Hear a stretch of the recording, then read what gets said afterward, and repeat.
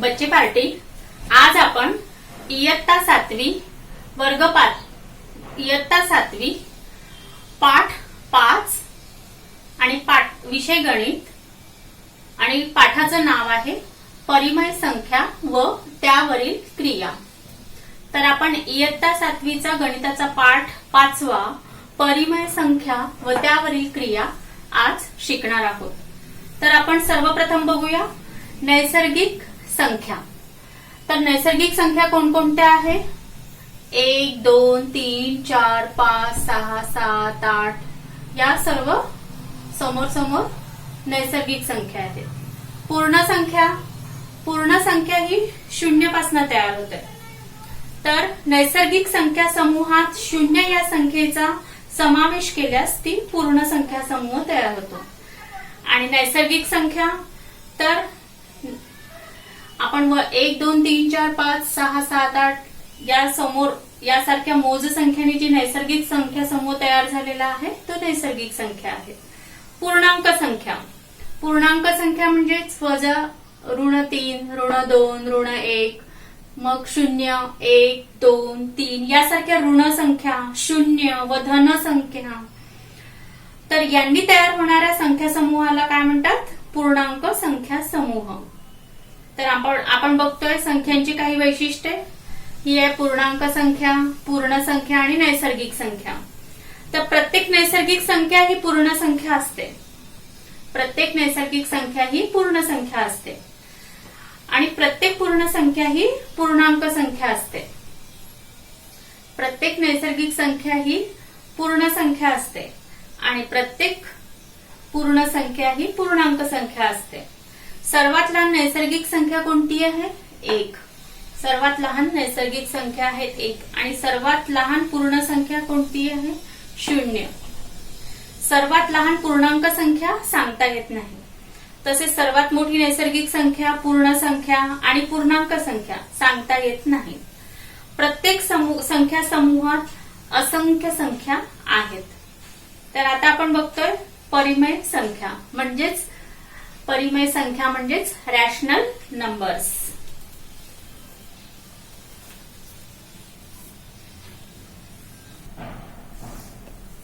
परिमेय संख्या म्हणजेच रॅशनल नंबर।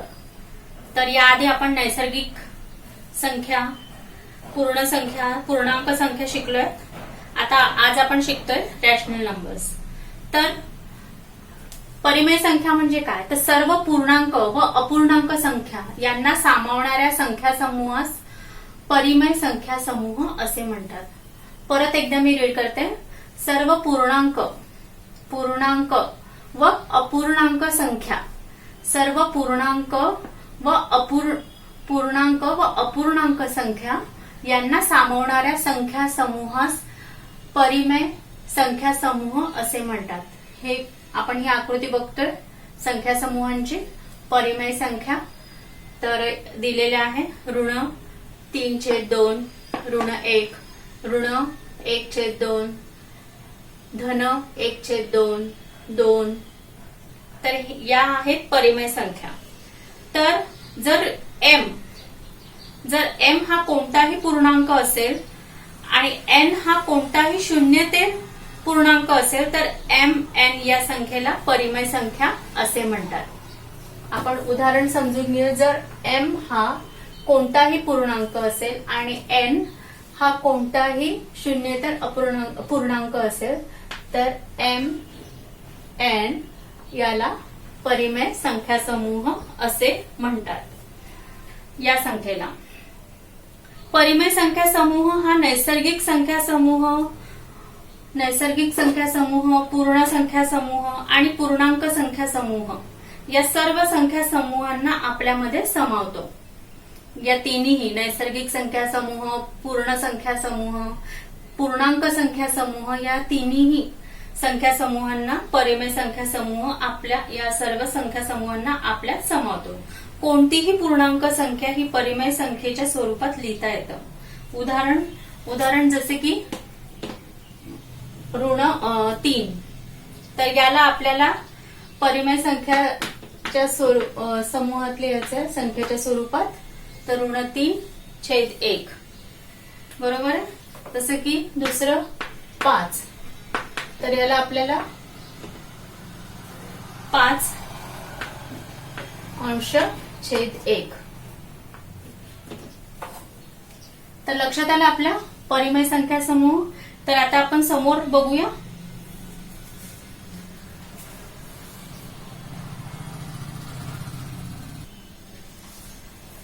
तर आता आपण ही पुढील सारणी आपल्याला पूर्ण करायची आहे. तर हे समजून घ्या, हे मी पूर्ण केलेली आहे आणि मी तुम्हाला समजावून सांगते. तर नैसर्गिक संख्या, तर वरती लिहिलेले आहे, हे रकाने केलेले आहे 1 2 3 4 5. तर यामध्ये नैसर्गिक संख्या, पूर्णांक संख्या, परिमेय संख्या, पूर्ण संख्या, सर्व संख्या टाकलेल्या आहेत. आपल्याला ओळखायचे आहे की नैसर्गिक संख्या कोणत्या आहेत, पूर्णांक संख्या कोणत्या आहेत आणि परिमेय संख्या कोणत्या आहेत. तर ऋण 3 काय आहे? ही नैसर्गिक संख्या नाही आहे. 3/5 ही नैसर्गिक संख्या नाही. ऋण 17 ही पण नैसर्गिक संख्या नाही. ऋण 5/11 ही पण नैसर्गिक संख्या नाही. तर या संख्येमधनं धन 5 ही नैसर्गिक संख्या आहे, म्हणून आपण तिथे राईट टिक मार्क केलेली आहे. नंतर पूर्णांक संख्या आपल्याला या संख्या समूहातनं ओळखायची आहे. तर ऋण 3 ही पूर्णांक संख्या आहे. 3/5 ही नाही आहे, पूर्णांक संख्या नाही आहे. ऋण 17 ही पूर्णांक संख्या आहे, म्हणून इथे राईट टिक मार्क केलेली आहे. ऋण 5/11 ही पूर्णांक संख्या नाही आहे, म्हणून इथे रॉंग टिक मार्क केलेली आहे. धन 5 ही पूर्णांक संख्या आहे, म्हणून इथे राईट टिक मार्क केलेली आहे. त्यानंतर आता आपल्याला ओळखायचं आहे परिमेय संख्या. तर ऋण 3 परिमेय संख्या आहे, म्हणून राईट टिक मार्क आहे. धन 3/5 परिमेय संख्या आहे, म्हणून इथे राईट टिक मार्क आहेत. ऋण 17 परिमेय संख्या आहेत, म्हणून इथे राईट टिक मार्क आहे. ऋण 5/11 परिमेय संख्या आहे, म्हणून इथे राईट टिक मार्क आहे. आणि धन 5 ही परिमेय संख्या आहे, म्हणून इथे राईट टिक मार्क आहे. तर बच्चे पार्टी आपल्याला लक्षात आलेला आहे. नैसर्गिक संख्या ओळखता येतील, आपल्याला पूर्णांक संख्या ओळखता येतील, पूर्ण संख्या ओळखता येतील आणि परिमेय संख्या ओळखता येतील. तर परिमेय संख्या लक्षात आलं आपल्याला की ज्यामध्ये सर्व पूर्णांक व अपूर्णांक संख्या यांना सामावणाऱ्या संख्या समूहास काय म्हणतात? परिमेय संख्या समूह असे म्हणतात. तर आता आपण उदाहरणाकडे वळूया, उदाहरण घेऊया.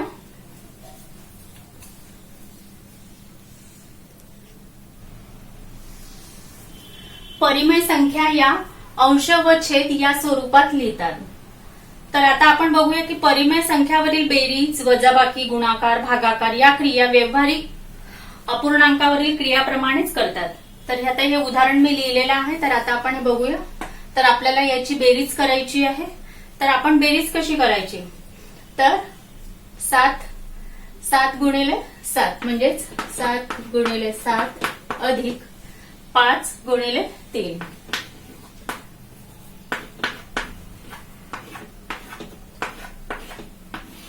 आणि 5 गुणिले 7 दोन्ही छेदांचा गुणाकार. बरोबर आहे. तर काय 7 7 49 अधिक 5 3 15 5 7 35. किती उत्तर आलंय आपलं?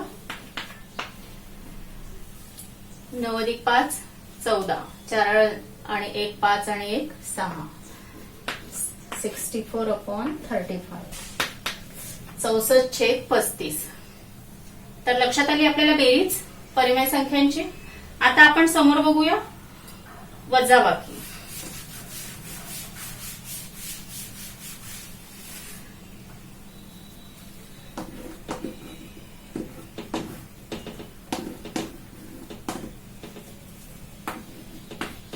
आता आपल्याला वजाबाकी करायची. त्या 14 ने 3 ला गुणायचं. तर डिरेक्टली 14 दुने 28, 14 त्रिक 42, 14 त्रिक 42, 13 गुणिले 2 26. आपण बेरीज आहे असाच गुणाकार करून केली होती आणि 13 त्रिक 39. बरोबर आहे. आता 14 मधनं 26 मायनस होतील म्हणजे वजा होतील, ते किती होईल? 16 अंश छेद 39. आली लक्षात वजाबाकी?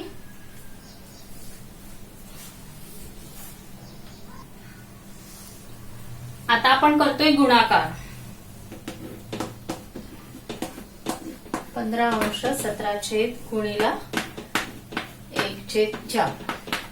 तर अंशाने अंशाला गुणायचं, छेदाने छेदाला गुणायचं. किती? 15 एक 15, 15 एक 15 आणि 17 चोक 68. बरोबर आहे. आता आपण करतोय 17 चोक 68. आता आणखी तुम्हाला हेच गणित मी गुणाकार, पण आता हा धन 1/4 आहे. आता आपल्याला हाच 1/4 ऋण याच्यात गुणाकार करायचा आहे. तर बघा 15 गुणिला ऋण 1 आणि 17 गुणिले 4. तर काय? ऋण 15 छेद 68. बरोबर आहे. आलं लक्षात? तर परिमेय संख्यावरील क्रिया करताना चिन्हांकित संख्यांचे नियम वापरून क्रिया कराव्या लागतात. हे या गणितावरून लक्षात आलं. आता आपण समोर बघूया परिमेय संख्यांचा भागाकार.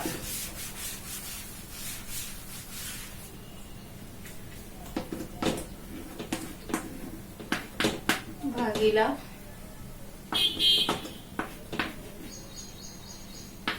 तर आता काय करायचं? आपण भागाकार शिकलेलो आहोत, तर याची गुणाकार व्यस्त. बरोबर आहे. काय उत्तर येईल आता? 5 दुने 10, 11 गुणिला 6 काय किती? 11चा पाडा म्हटल्यानंतर 11 सकम 66. म्हणून किती आले? मग याच्यामध्ये पण भाग जातो. 10 अंश 66 छेद. तर काय भाग जाईल? 2चा भाग जाईल. 2 पंचे 10 आणि याला 2 ने डिवाइड केलं तर किती येईल? 33. म्हणून आपलं उत्तर किती आलं? 5 अंश 33 छेद 5/33. तर 2/11 हा 11/2चा गुणाकार व्यस्त आहे. 2/11 हा 11/2चा गुणाकार व्यस्त आहे. तर लक्षात आलं आपलं की ज्या दोन संख्यांचा गुणाकार 1 असतो त्या दोन संख्या एकमेकांच्या गुणाकार व्यस्त आहे असे म्हणतात. तर आता आपण 2/3चा गुणाकार व्यस्त 3/2 आहे. कारण त्यांचं उत्तर काय येईल? जसं की आता 2/3 आहे आणि याचा गुणाकार व्यस्त काय होईल? 3/2. तर उत्तर काय येईल? 1 येईल. तसंच आणखी जसं की ऋण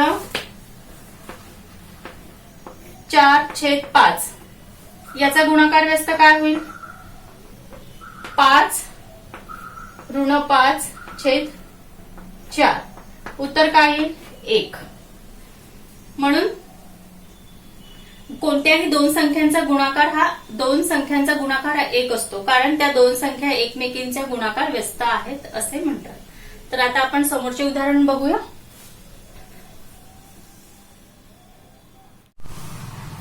आपण बघतोय दशांश अपूर्णांकाचे गुणाकार व भागाकार नियम. तर हे नियम मित्रांनो तुम्ही लिहून ठेवून द्या, कारण ते नेहमीसाठी उपयोगाचे आहेत. दशांश अपूर्णांकांचे गुणाकार व भागाकाराचे नियम. तर सर्वात पहिला नियम आहे दशांश अपूर्णांकाला 10, 100, 1000 या संख्यांनी गुणताना दशांश चिन्हे अनुक्रमे 1 घर, 2 घरे, 3 घरे उजवीकडे सरकवावे. उजवीकडे सरकवावे. परत एकदा मी वाचते.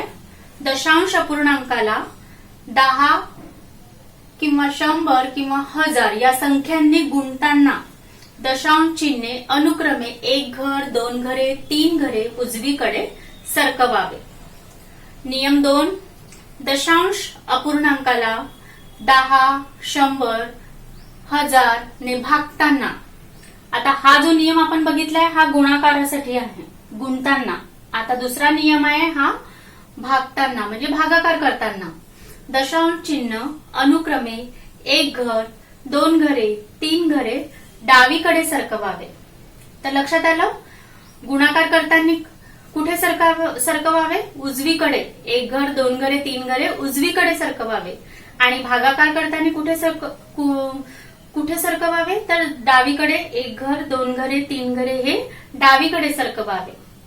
तर आता आपण नियम 3 बघतोय.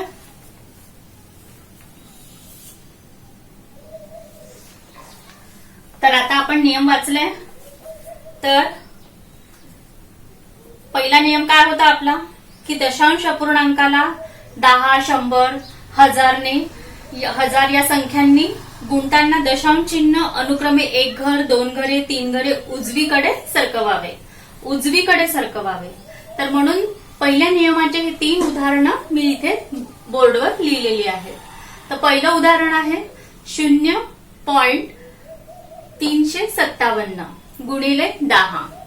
तर यांचा गुणाकार करताना आपण जो गुणाकार आलेला आहे, जे उत्तर आलेलं आहे ते आपण उजवीकडे 3 घर सरकविलेलं आहे. बरोबर आहे. 0.357 गुणिले 10 केलं तर आपलं उत्तर आलं आहे 0. गुणिले 10 आपण 0.357 इंटू 10 केलंय. म्हणजेच 0.357 गुणिले 10 केलं तर आपलं उत्तर काय येईल?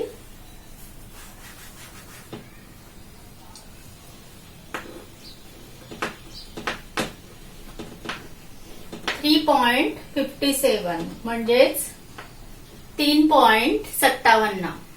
बरोबर आहे. उदाहरण 2 0.357 गुणिले 100. तर आपण तो गुणाकार केल्यानंतर आपलं उत्तर काय येतं? 35.7. जेव्हा आपण तो गुणाकार करतो तेव्हा आपण किती घरे उजवीकडे जातो? 3 घरे. इथे किती घर गेलो आपण? 1 घर उजवीकडे सरकलो. इथे 2 घर उजवीकडे सरकलो आणि इथे आपण 3 घर उजवीकडे सरकतोय. तर तिसरं उदाहरण आपलं आहे 0.357 गुणिले 1000. तर उत्तर काय आले आपलं? 357 म्हणजेच 357. तर हा गुणाकारामध्ये आपण उजवीकडे 3 घरे समोर सरकलेलो आहोत. तर 3 घरे आपल्याला ते दशांश चिन्ह समोर सरकवायचं. तर म्हणजे हे उत्तर आपलं कसं आलेलं आहे? 357.00. म्हणून आपण लिहिताना काय लिहिलं? फक्त 357. तर नियम 1 लक्षात आला. आता आपण नियम 2चं उदाहरण घेऊया.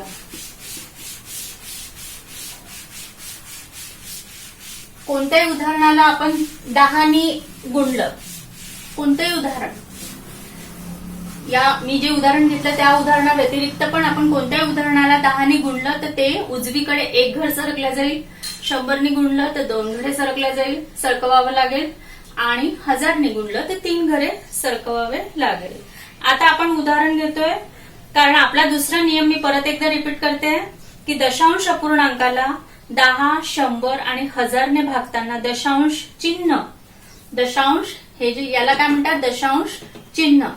जसं तर 3.5. तर हा टिंब आहे याला दशांश चिन्ह. तर आपण जेव्हा जे उत्तर येतं त्या उत्तरामध्ये आपण गुणाकार करताना भागाकार करताना या चिन्हाला उजवीकडे, नियमानुसार उजवीकडे किंवा डावीकडे सरकवतो. तर दशांश अपूर्णांकाला 10, 100, 1000 ने भागताना दशांश चिन्ह अनुक्रमे 1 घर, 2 घरे, 3 घरे डावीकडे सरकवावे. तर आता आपण भागाकाराचा नियम आपण वाचलेला आहे. तर आता आपण भागाकार बघूया. उदाहरण 1 घेते. 0.357 डिवाइड 10. तर आता आपण या 10 नी 0.357 ला डिवाइड केलं, म्हणजे या 10 ने याला भागितलं. 0.357 ला 357 ला. तर आपलं उत्तर किती आलंय? आपल्याला डावीकडे किती? 1 घर सरकवायचं आहे डावीकडे, कारण की आपण भागाकार करतोय. म्हणून आता आपल्याला दशांश चिन्ह कुठे सरकवावे लागेल? डावीकडे. म्हणून आपलं उत्तर येते 0.0357. आता 2. 0.357 डिवाइड 100. तर आता 0.357 ला आपण 100 ने डिवाइड केलं तर काय उत्तर येईल आपलं? आपल्याला आता 2 घरे दशांश चिन्ह सरकवावे लागेल. म्हणून 0.00357. आता तिसरं उदाहरण घेते आहे. 2 घरे आपण डावीकडे सरकवलेलं आहे दशांश चिन्ह. इथे 1 घर डावीकडे सरकवलेलं आहे दशांश चिन्ह, आणि गुणाकारामध्ये आपण उजवीकडे सरकवतो दशांश चिन्ह, आणि भागाकारामध्ये डावीकडे सरकवतो. तर आता हे एकदम फिट झालंय. तर आता तिसरं उदाहरण बघूया. 0.357 डिवाइड 1000. आता इथे किती घरे? 3 घरे आपल्याला डावीकडे दशांश चिन्ह सरकेल, आपला जो भागाकार येईल त्यामध्ये. म्हणून इथे आपला आन्सर काय येईल? 0.000357. 0.000357. तर आता हे 2 नियम अगदी फिट झाले नेहमीसाठी. तर आता आपण समोरचा नियम बघूया.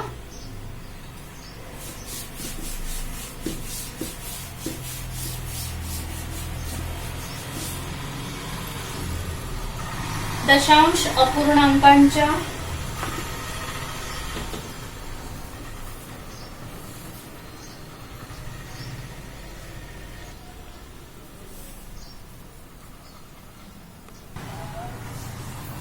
तिसरा नियम बघतोय आपण. दशांश अपूर्णांकांच्या अपूर्णांकी भागानंतर कितीही शून्य लिहिले किंवा पूर्णांक भागाच्या आधी कितीही शून्य लिहिले तरीही दशांश अपूर्णांकांची किंमत बदलत नाही. तर आता याआधी आपण 2 नियम बघितलेले आहे. गुणाकार, दशांश अपूर्णांकांचे गुणाकार व भागाकार. तर दशांश अपूर्णांकांचे गुणाकार व भागाकाराचाच हा तिसरा नियम आहे, आणि हाही लक्षात ठेवण्याचा आहे, लक्षात आपल्याला ठेवायचा आहे.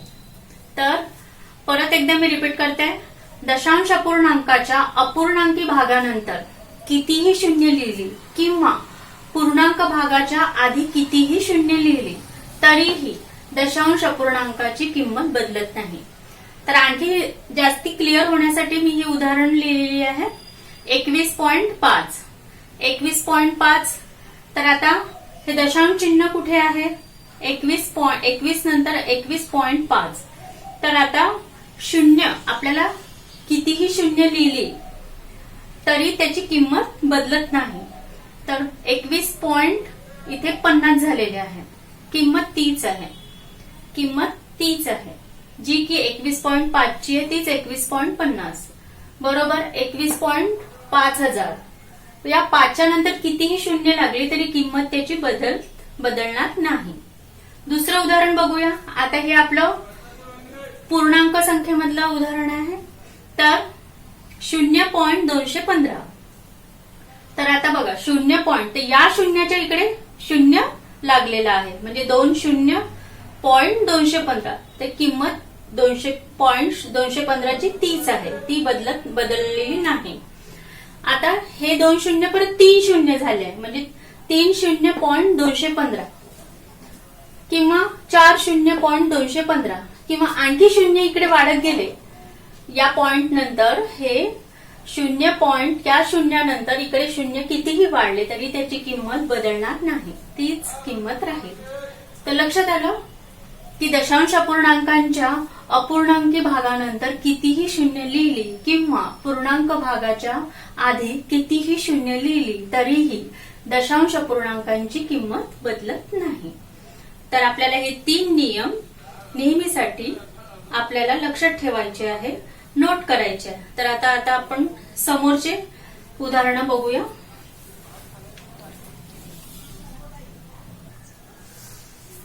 परिमेय संख्यांचे दशांश रूपात लिहा. परिमेय संख्या दशांश रूपात लिहा. तर आता आपण एक उदाहरण घेतोय आणि याचा आपल्याला दशांश रूपात लिहायचं आहे. तर आपल्याला 8 ने 13ला भागायचं आहे.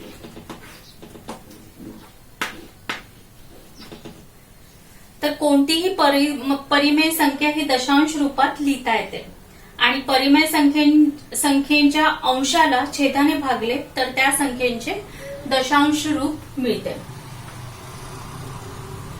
तर आपण भागाकार करूया. 8चा पाडा 8 दुनी 16 म्हणून 16चा भाग 16 हे 13 पेक्षा मोठे आहेत म्हणून आपण 8 एके 8. 13 8 गेले 5, बरोबर आहे. त्याच्यानंतर आपण या 1 नंतर दशांश चिन्ह घेतलंय, कारण की आपल्याला दशांश चिन्ह घेऊन इथे शून्य वाढवायचं आहे, बरोबर आहे. तर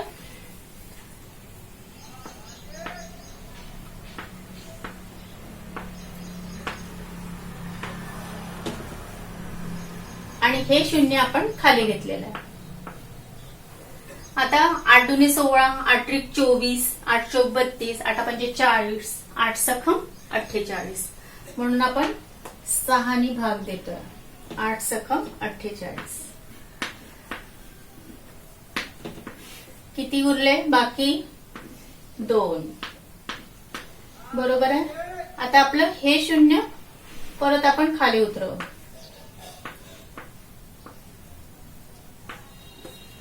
8 दुने 16चा भाग जाईल. 8 दुने 16. किती उरली बाकी? 4. 2तनं 2 गेले 0. आता हे शून्य खाली येईल. काय होईल इथे? 40. 8 पंचे 40. 8 पंचे 40. तर उरली किती बाकी आपली? 0. म्हणून आपलं उत्तर किती आलंय? म्हणून 13/8 बरोबर उत्तर किती आलंय? 1.625 म्हणजेच 1.625. तर आपल्या लक्षात आला हा भागाकार परिमेय संख्यांचे दशांश रूपात आपण परिमेय संख्याला लिहिलेला आहे. आता आपण दुसरं गणित घेऊया.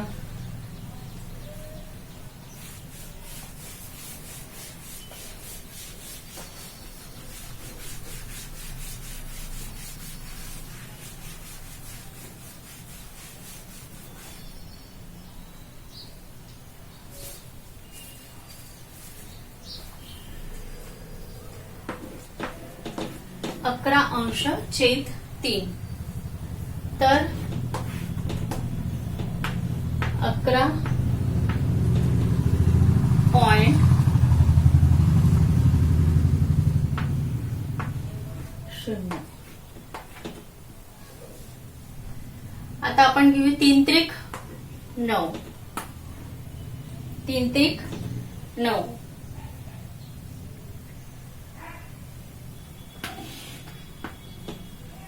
11तनं 9 गेले किती राहिले? 2. हा शून्य आपण खाली घेतला आणि इथे दिले 3 नंतर दशांश चिन्ह. 3 दुने 6, 3 त्रिक 9, 3 चौक 12, 3 पाची 15, 3 सक 18, 3 सक 18. 10 8 गेले 2. आता परत या शून्याला घेऊ आपण. परत इथे 6चा भाग जाईल. 3 सख 18.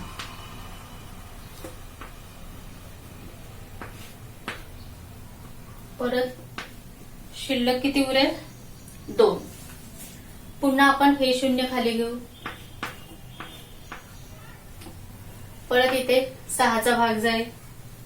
3 सख 18.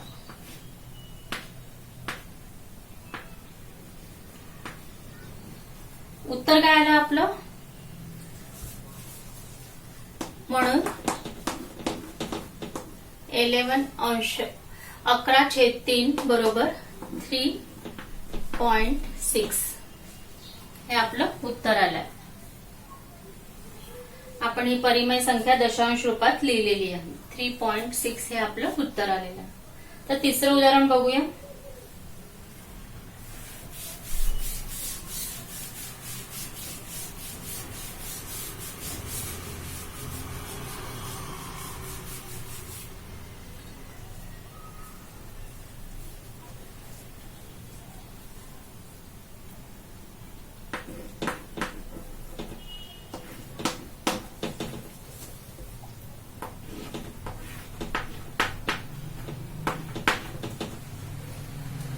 आता 11 हे म्हणून आपण इथे एक दशांश चिन्ह लिहून इकडे 0 0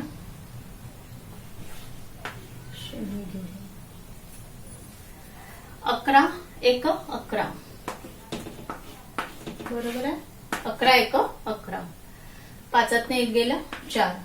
या शून्याला आपण घेतलं खाली. इथे दिलं दशांश चिन्ह. 11 दुने 22, 11 त्रिक 33, 11 त्रिक 33. आता शून्यामधनं 3 गेले किती राहिले 7. हा शून्य आपण खाली घेतला. 11 सखम 66. आपण इथे 66चा भाग लिहिले. 11 सखम 66. 10 6 गेले 4, 7 7 गेले 0. परत आपण या शून्याला खाली उतरवलं. 40. 11 त्रिक 33.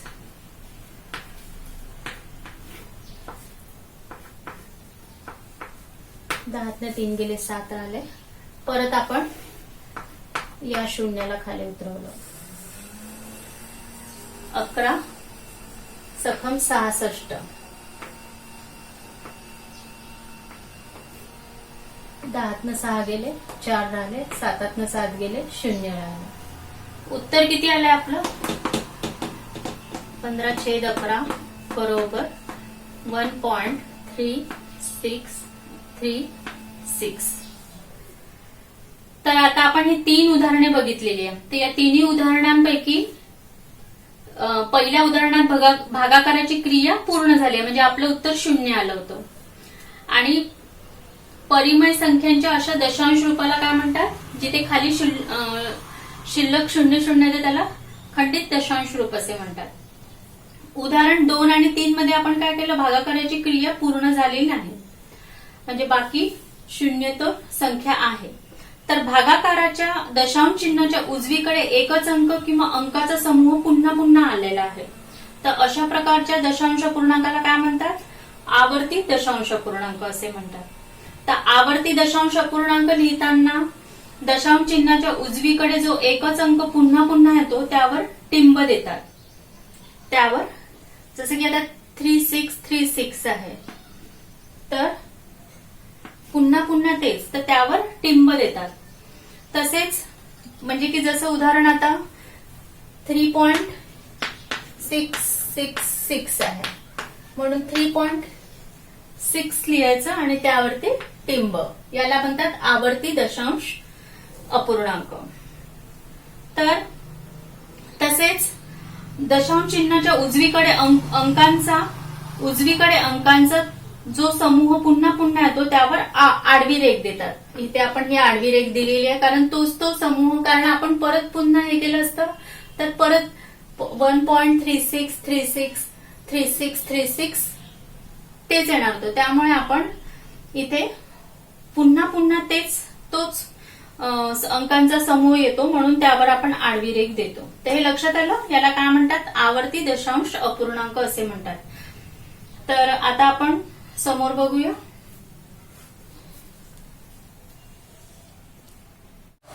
आता आपण बघतोय पदावली व पदावली सोडवण्याचे नियम.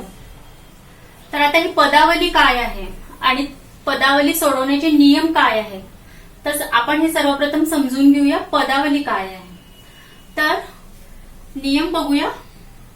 नियम लक्षात ठेवणं अतिशय आवश्यक आहे. तर बेरीज, वजाबाकी, गुणाकार व भागाकार. बेरीज, वजाबाकी, गुणाकार व भागाकार. तर या चिन्हांचा वापर करून,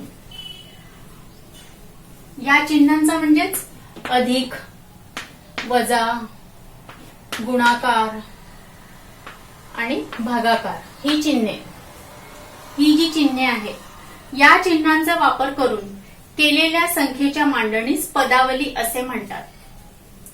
ही जी चिन्ह आहे, अधिकचं चिन्ह आहे, हे वजाचं चिन्ह आहे, गुणाकाराचं चिन्ह आहे, हे भागाकाराचं चिन्ह आहे. तर या चिन्हांचा वापर करून केलेल्या संख्येच्या मांडणीस पदावली असे म्हणतात. तर बच्चे पार्टी आपल्या लक्षात आलेलं आहे की पदावली काय आहे आणि पदावली कशाला म्हणतात. तर आता मी खाली उदाहरण दिलेले आहे. तर हे बघा, 4 अधिक 5, अधिकचं चिन्ह आलं इथे, 5 गुणिले 7, गुणाकाराचं चिन्ह आलंय, 7 वजा 9, वजाचं चिन्ह आलेलं आहे, 9 भागिले 3, भागाकाराचं चिन्ह आलेलं आहे. तर लक्षात आलं आपल्या की बेरीज, वजाबाकी, गुणाकार व भागाकार हे चारही चिन्ह यात आलेली आहेत. बेरीज, वजाबाकी, गुणाकार व भागाकार या चिन्हांचा वापर करून केलेल्या संख्येच्या मांडणीस, ही जी संख्यांची मांडणी केलेली आहे या चिन्हांचा वापर करून, तर या मांडणीस काय म्हणतात? पदावली. तर आता आपल्या लक्षात राहील. समोरचं नंतरचं उदाहरण बघा, हे लिहिलेलं आहे मी, 237 वजा आणि हे कंसामध्ये टाकलेलं आहे 80 अधिक 37. तर इथे कोणते चिन्ह आलेले आहे? 237 वजा आणि कंसामध्ये काय आहे? 80 अधिक 37. तर आता आपण समोर बघूया याचे नियम, की हे नियम याचे आहेत. तर ते नियम कसे, हे पदावली सोडवताना कोणते नियम आपल्या लक्षात ठेवून ही पदावली आपल्याला सोडवायची आहे. तर बघूया समोर.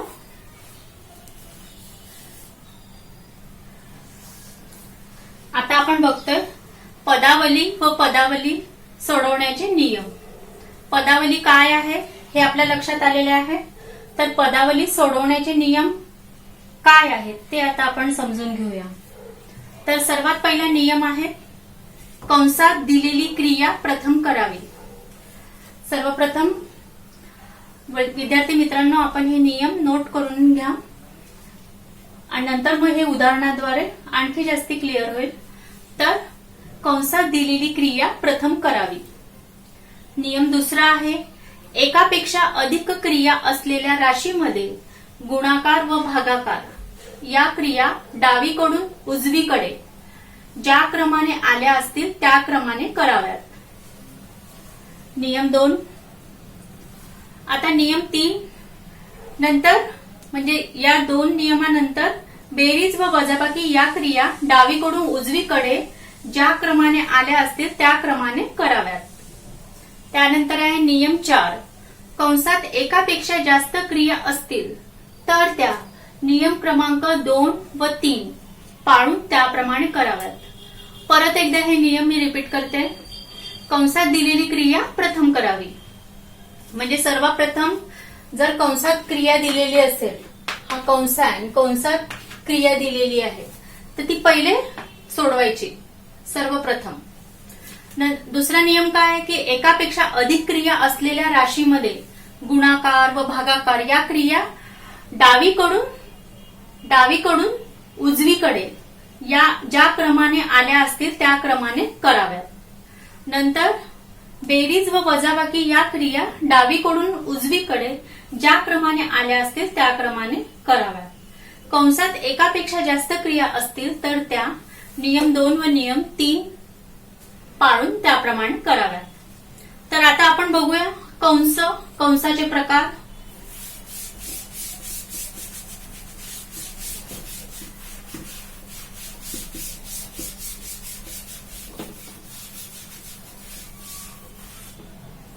कंसाचे प्रकार काय आहेत?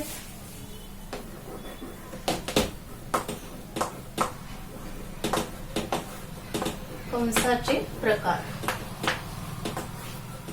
साधा कंस. साधा कंस कसा असतो साधा कंस?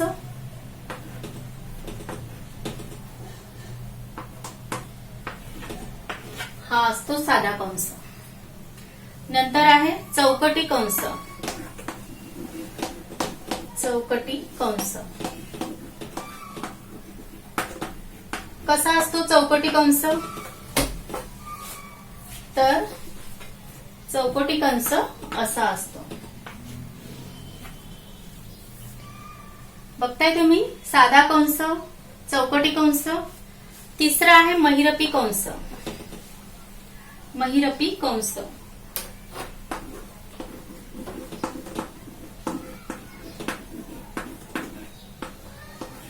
महिरपी कंस कसा असतो? महिरपी कंस हा असा असतो.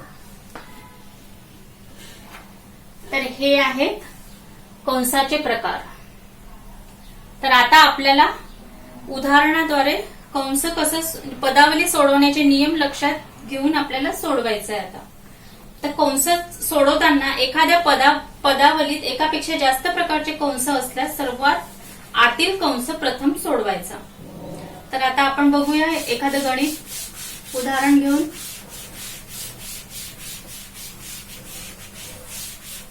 नियम बघितले आपण. आता उदाहरणद्वारे आणखी जास्ती लक्षात येईल की कंस सोडवायचा कसा.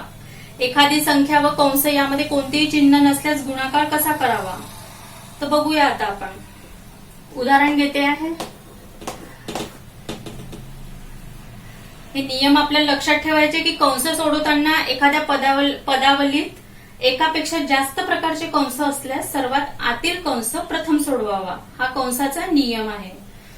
आणि दुसरा नियम आहे की एखादी संख्या व कंस यामध्ये कोणतेही चिन्ह नसल्यास गुणाकार करावा असे संकेत आहे. म्हणजे जसं की नियम दुसऱ्याचं मी उदाहरण देते आहे. जसे की आता 9 कंसामध्ये आहे 5 अधिक 7. तर काय कंस इथे काही चिन्ह नाहीये. गुणाकाराचं नाहीये, भागाकाराचं नाहीये, बेरजेचं नाहीये, वजाचं नाहीये. म्हणजेच आपण इथे काय लक्षात घ्यायचं आहे की हा गुणाकार असा संकेत आहे. म्हणजे आपल्याला गुणायचा आहे. तर काय करायचं आपल्याला? सर्वप्रथम कंस सोडवायचा. 5 अधिक 7 12. आणि इथे काहीच चिन्ह नाहीये. म्हणजेच गुणाकाराचं चिन्ह आहे. तर 12 9 18. लक्षात आलं आपल्या. आता आपण कंस सोडवण्याचे नियम बघूया. कंस सोडवण्याचे नियम काय आहे? कंचे भागू देव. याला शॉर्ट मध्ये म्हणतात कंस सोडवण्याचे नियम. कंचे भागू बे व. क म्हणजे काय? क म्हणजे कंसातील क्रिया. क म्हणजेच क वर अनुस्वार आहे. क म्हणजेच कंस. कंसातील क्रिया प्रथम करायचे आपल्याला. कंसातील क्रिया बरोबर आहे. चे म्हणजे काय? तर चे म्हणजे गुणाकार क्रिया. चे गुणाकार.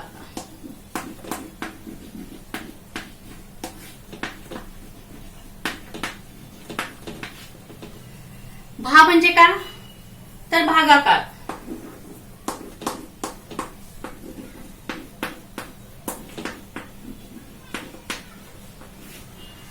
गु म्हणजे काय, गुणाकार.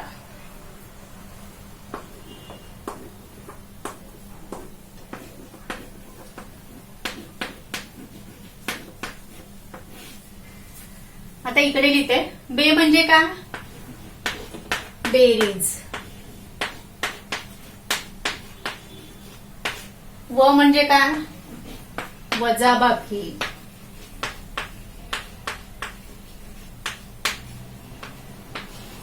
लक्षात आलं आपल्या. क म्हणजे काय, क वर अनुस्वार आहे. क म्हणजे काय, कंसातील क्रिया प्रथम. चे म्हणजे काय, चाची चे. चाची चे म्हणजे काय, गुणाकाराची क्रिया, गुणाकार क्रिया. भा म्हणजे काय, भागाकार. गु म्हणजे काय, गुणाकार. बे म्हणजे काय, बेरीज. आणि व म्हणजे काय, वजाबाकी. तर लक्षात आलं आपलं. तर आता एखादं उदाहरण घेऊन आपण कंचे भागू बेव या येतील असं आपण एखादं उदाहरण घेऊया. तर 160 गुणिले 10 भागीला कंसामध्ये 5 गुणिले 3 अधिक 1. तर आता इथे सर्वप्रथम आपल्याला काय करायचं आहे, कंसातील क्रिया आपल्याला प्रथम करायची आहे. हे आपलं गणित आहे. तर कंचे भागू बेव हे तर कंसातील क्रिया आपल्याला प्रथम करायची आहे. म्हणून 160 गुणिले 10 भागीला 5×15 अधिक 1. 5×15 अधिक 1 कंस तसाच. नंतर 160 गुणिले 10 भागीला 15 अधिक 1 16 कंस निघेल भागीला 16. बरोबर आहे. आता 160 ला आपण 10 ने 160 ला आपण 10 ने गुणलं तर किती येईल आपलं, 1600. 1600 भागीला 16. आता उत्तर किती येत आहे आपलं, 100. तर इथे आपण काय केलं, सर्वप्रथम कंसातील क्रिया कंप्लीट केली. कंसातील क्रिया नियमानुसार कंसातील क्रिया पूर्ण केली. त्यानंतर आपण गुणाकार व भागाकार या क्रिया क्रमाने केल्या. तर आपलं उत्तर किती आलं, 100. तर आपल्या लक्षात आलं विद्यार्थी मित्रांनो, कंचे भागू बेव. तर इथेच आपला हा परिमेय संख्या व त्यावरील क्रिया हा पाठ संपलेला आहे.